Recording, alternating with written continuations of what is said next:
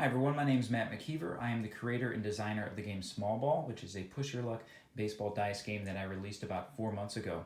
I was pleasantly surprised with the popularity of my game. Many people gave me great feedback and tips. So over the course of the last couple of months, I've been tweaking and refining and redesigning the game, and I'm finally ready to share with you the second edition, or Small Ball 2, which I have right here on the table. For those of you who are new to the game, like I said, this is a push your luck baseball dice game that celebrates the highly strategic style of baseball known as small ball. Most recently, this style of baseball was made famous by the 2016 Kansas City Royals, but it has been used through baseball for decades and decades. This style of baseball puts a strong emphasis on manufacturing runs by way of single base advancements and aggressive base running. So the way this game works is you've got 9 different dice that represent 9 different batters in a typical lineup. And these 9 different batters have the characteristics of different batters, say a leadoff hitter who gets on base, a power hitter who can hit extra bases, and even in an NL style play, a pitcher who doesn't get on base very often but can sacrifice a runner over. Small ball challenges teams to score runs by making tough strategic decisions, things like when to steal a base, when to lay down a sacrifice, when to call the hit and run, and when to go to the bench for a pinch hitter. And it also implements a unique rule that will make the game even a little bit more challenging to play. So I will talk through all the new things in the second edition as compared to the first edition, but for those people who are new, I'm going to walk them through how to play the game. So I've got the game laid out here. This is everything that would come in the box. Now this time around, I've got 2 different editions of the game. I've got a complete version and a basic version. The basic version gets you the game board, the dice, the chips, the dry erase marker, the field manager's guide, and those components all come in a nice little velvet bag, and you also get the box for the game as well, which is a bit smaller than the original box, so a little bit more travel size. And the complete version, though, you're going to get one really, really cool element that I'm super excited about, and that's this guy right here. This is a custom-made dice tower. It is a 2-chamber dice tower, so one side goes towards the away team, one side goes towards the home team, and it's dual chamber, and the sides fold up and fit perfectly inside of our new game box. It's made with sort of the team colors. It's got this awesome sort of sheen to it. So if you've never used a dice tower before, playing dice games sometimes can get hard because your dice will sometimes roll onto the board or roll off the table. With a dice tower, it's very easy. You just drop it in, and that rolls the dice for you. So I love using a dice tower, and I linked up with a guy who makes these custom dice towers, so I asked him to make some of these for our game. So if you get the complete version of the game, you will not only get everything here, you will also get this awesome dice tower. So I'm super excited about that. All right, so let's go ahead and hop in and talk about how the game is played, and then I'll talk about some of the new elements from the first version to the second version. So as you can see, the board has been completely redesigned. It's a little more compact, fits on a smaller table, so you can play, in a bar or someplace where you don't have a lot of space to play.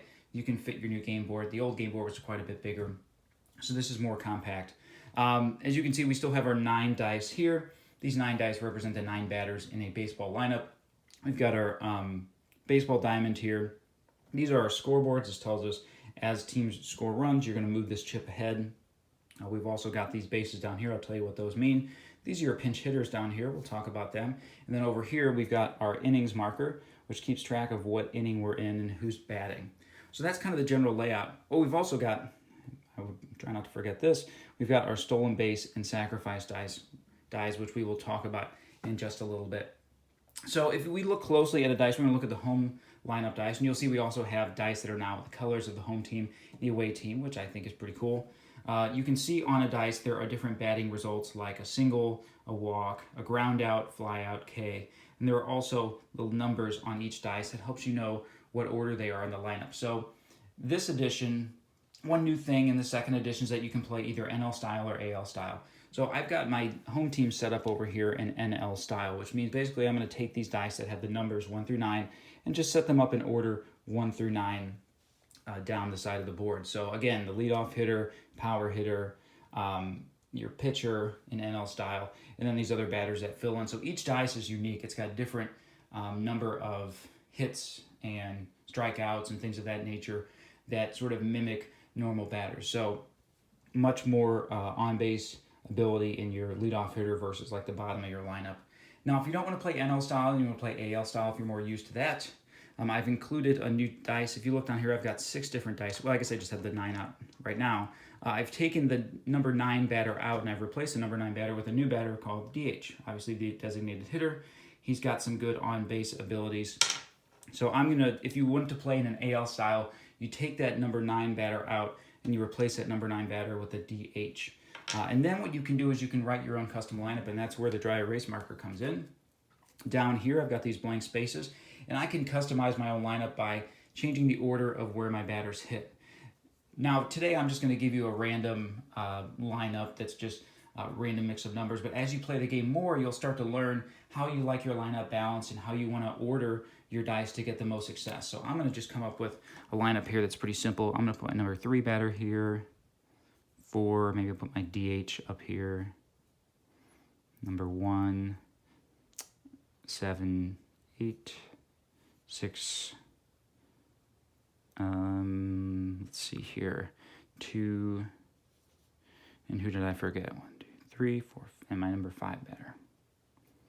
Okay, so that's just a lineup that I came up with now. Not much thought or strategy to it, but I've got my own custom lineup. So now I'm going to take the dice that have the numbers that coordinate to the numbers I just wrote and put those on the board. So that's how you create a custom lineup.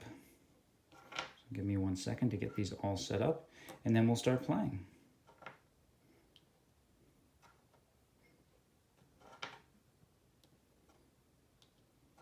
All right, so we are all set up and ready to go. Away team obviously bats first.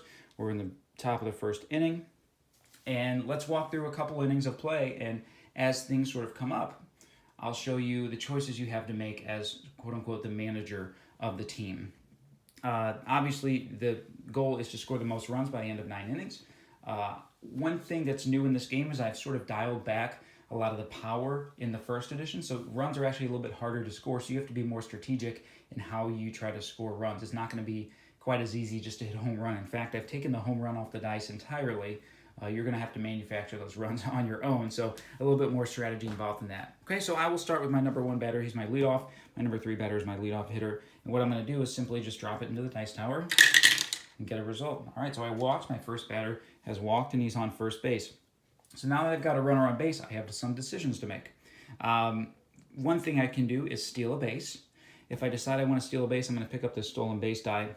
There are 4 sides that say SB, that means a successful stolen base, and there are 2 sides that say CS, that means caught stealing. So if I throw this in there, and I got an SB, that means I stole the base successfully. I put this back, and I move this runner to second, and that's a stolen base. You can only steal a base once between at-bats, obviously, but that's one strategy you can use. Another strategy you can use, if you've got a batter coming up that has a low chance of getting on base, say like if you're playing NL style and your pitcher comes up, your pitcher probably has a very slim chance of actually getting a base hit. So instead, we're going to sacrifice, maybe a sacrifice bunt for your pitcher. If you'd like to sacrifice a runner over, you're going to pick up this dice, which is a sacrifice dice. 4 sides say sac, that means successful sacrifice. 2 sides mean K, maybe your pitcher bunts into an out or something like that. So if I were to roll that, this particular time I got a K, so what that would mean is my batter tried to successfully sacrifice and he struck out. So I would put this back, and my next batter would go into one of the 2 out columns, okay? Now, if I'd got a successful sacrifice, I would he would still be out, but this runner would move to second, right? He sacrificed him over. So that's another option you have to move a runner over, is a sacrifice. Or I could just very simply roll the dice and roll my next batter and see what happens there, okay? Another new option, before I do roll the second dice, another new element to this game, and this is sort of a staple of small ball style baseball, is called the hit and run. Everybody knows the hit and run is a sort of high risk, high reward tactic. You take a chance by having this runner run on the pitch, and then the batter swings at basically everything that's in front of them. Sometimes it results in this runner going first to third on a single. Sometimes it results in this batter in scoring on a double. So it's a high risk, high reward, but you can also run into a double play. So that's the element of that. So here's how a hit and run works in this game. If I decided with my next batter up, I wanted to call the hit and run, I would simply state to my the other team, I'd like to execute the hit and run, and then I would roll this dice. I've got the rule for the hit and run here, but basically here's how it works. If you get a hit, say in this case I were to roll a double, my runner would get 1 extra base. So if I hit a double here, this runner would not just move to third, he would actually score. He'd get 1 extra base because he was running on the pitch, right? So if you get a hit, he's going to get 1 extra base. So a double would score him, a single would put him on third, first to third, just like a normal hit and run. If I were to hit into a ground out, typically a ground out in this case would be a double play. He would be out and the number 4 batter would be out. But in this case, we're assuming that when the runner breaks for second, the infielders are out of position, so a ground out actually becomes a hit. So if I were to roll a ground out, this runner would go to third and this runner would stop at first. So those are the 2 advantages of the hit and run, is that your runner gets an extra base because he's running on the pitch, and a ground out becomes a hit. Here are the disadvantages. That's the high reward part. The high risk part is if you were to roll a fly out, it would actually result in a double play, because we would assume that the batter would hit a fly out. It would be like a line out to an infielder, and they would double up the runner who was off on the pitch. So a fly out becomes a double play. Also, a strikeout. Where's that? There it is. A strikeout would turn into a double play as well. We're assuming strike them out, throw them out. Okay, so now 2 different things on your dice become double plays. So that's the high risk part of it. Okay, so at any time, if you're feeling really desperate and you want to execute that hit and run, you can call the hit and run. Okay, so just for fun, I'm going to go ahead and call the hit and run and see what happens here. All right, so I struck out. So that would actually be a double play. So both of these guys would go to my out column, my double play. And I took that risk. I wanted to see what would happen, and the risk didn't pay off. Okay, so I'm going to actually go back, put this guy back on, and let's just roll it for real. Let's not call it a hit and run, and let's just kind of play out the rest of this inning. All right, so he got a strikeout again. Let's go ahead and go to our DH. DH got a walk. So we have 2 guys on, and we have 1 out. I could also execute a double steal if I wanted to. If I did not successfully get the double steal, the lead runner would be out, and the following runner would move to second. But we're not going to try to steal today. We're just going to go ahead and roll and see what happens. All right, I got a fly out. Nobody moves on a fly out when they're on first and second. Now, if I had a runner on third and I got a fly out, that runner would be able to tag and come home. All right, and let's see one more here. All right, he got a single. So I've got bases loaded with 2 outs. Pretty exciting for our first inning. I've got my number 8 batter coming up, and I'm going to give this a shot and see what happens. And he got a ground out, so that's the end of the inning there. And I'm going to move this guy down here to tell me who's batting in the next inning. So I'm going to put all these guys back, and we would go on to the next inning. Now, one thing I haven't mentioned about the game yet, which is one of the most important elements of the game and what makes it really unique, is that there is a 2-out rule that is different from regular baseball. In regular baseball, after you score runs, you can go all the way to 3 outs, and once you reach 3 outs, you get to keep all the runs that you have. Now, in small ball baseball, it's a little bit different. Say I have, let's go back and set up a board where this guy got on, this guy maybe hit a double, and then I decide maybe with my DH I want to do a sacrifice. So I sacrifice, fly him in, he goes to an out, this guy scores, this guy moves to third, and then maybe my number 1 batter strikes out. So I've got 2 outs, runner on third, and a run has scored. I have a decision to make right now, because if I reach 3 outs, I do not get to keep this run. And this is where the push your luck element comes in. Again, if I reach 3 outs, I do not get to keep any of the runs that I've scored. So I have to stop and say, I'm done. I'm not going to push my luck anymore. And then I would get to keep that run, and I would move it up here. If I go for it with 2 outs and I don't score a run, excuse me.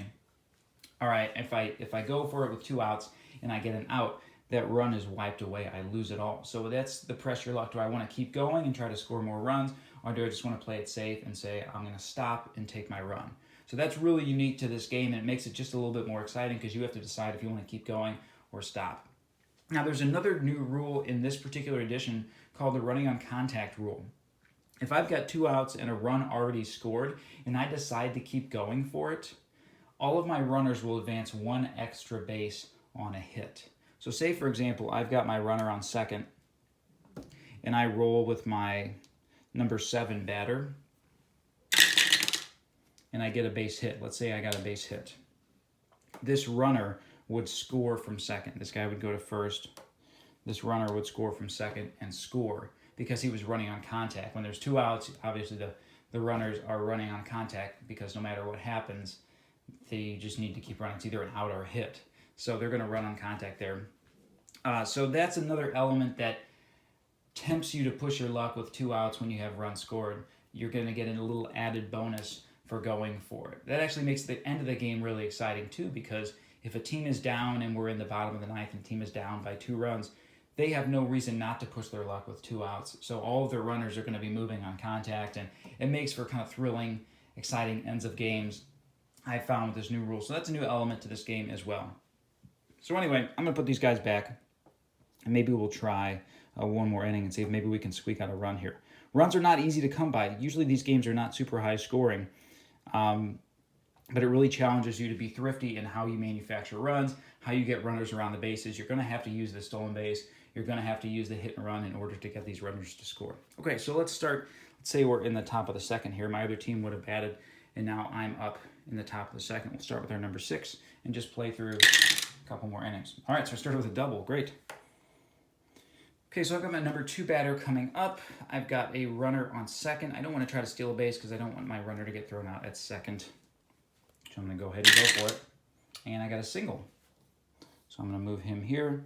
So I've got runners on second and third with no outs. That's a really good place to be. And I've got my number 5 batter coming up, which is usually a pretty good batter. So I'm going to take my chance here, and I'm not going to sacrifice him in. I'm just going to roll and see what happens. Well, I got a strikeout. That was one of the worst possible scenarios I could have had because my runners don't move at all. Let's go to number 3, top of the order. All right, he got a base hit. Good work. So he goes in, he goes to third, he goes to first. So check this out. Now that I've got a runner on first and third with runs scored and 1 out, if I were to roll a ground out here, that would result in a double play. Both of these batters would be out, and I would not get the run that I've scored. So I have to keep that in mind where I'm batting right now, that I could potentially lose that run I've just scored. So that's the risk I take. One thing I can do to maybe make that risk not a problem is that I could try to steal a base from second to third. So I'm actually going to go ahead and do that before I roll my number 4 batter. And I did get a stolen base. So now that double play is not a problem. So I've got second and third. And I'm going to go ahead and let this guy bat. Well, he struck out as well. So I've got 2 outs and 1 run scored. So if I were to bat with my DH, all of these runners would advance an extra base. So if I were to get a single with my DH, due to the running on contact rule, this runner would actually score from second on a single. So I don't know. It's pretty early in the game. I don't know if I necessarily want to go for it or not, but sure, let's go for it and see what happens. Well, he struck out, so I didn't get my run. So I pushed my luck and I failed. So I actually don't get that run. I don't score any runs that inning. My other option would have been just to play it safe and stop and take that 1 run. Okay, so that's the general idea of how the game works. I think the last thing I need to show you is what these guys are, and these are your pinch hitters. Somewhere in the game, it could be early in the game, it could be late in the game, you could decide to use a pinch hitter. You've got 2 different pinch hitters. You can only use them once per game. If you go into extra innings, you get 1 of your pinch hitters back, but during a regular 9-inning game, you only get 2 pinch hitters. The first one is pinch hitter P. That stands for power. And what that is when you call that pinch hitter and you decide to use him, you're going to take your marker and cross out that pinch hitter so you know you've used him already. He's exhausted. And when I roll this dice, what that means is anytime, if I were to get a hit, so a single, that single would add 2 extra bases. So a single would become a triple. So if I were to roll this and get a single, I got a K, but if I were to get a single, he would go to third and all these runners would score. And I only get that for 1 batter. So that's what the pinch hitter does. It adds 2 bases to any base hit. Now the pinch hitter OB, that stands for on base, if I were to use that, any K would turn into a single. So for a batter like, say our 7th place hitter who has 2 different strikeouts on their die, that would be a very beneficial one to use for your 7-place hitter, because now he has 2 additional base hits. So that's the on base pinch hitter, and you can only use those once per game. And you want to save them for really crucial times. Sometimes use them early in the game just to kind of put a crooked number up on the board, but sometimes later in the game, if you're behind, you need to use that pinch hitter just like in a real baseball game. And like I said, if you go into extra innings, you get one of those guys back. So if we were to go into the 10th inning, I could erase that and get my power hitter back. So those are your 2 pinch hitters. You want to be strategic in how you use those, when you use those guys. Okay, I think that's pretty much everything that's new in the game. So I've covered some new things. I've covered the basic rules of how to play. This is a super fun game. It only takes about 15 or 20 minutes to play. Once you get really good at it and you kind of know how the rules work, you will fly through a game really quick, and you can sit down and play maybe an entire 7-game series in maybe even less than an hour or an hour and a half, which would be a lot of fun. I hope you enjoy the game. The game is going to be available to order very soon. And if you have any questions, please let me know.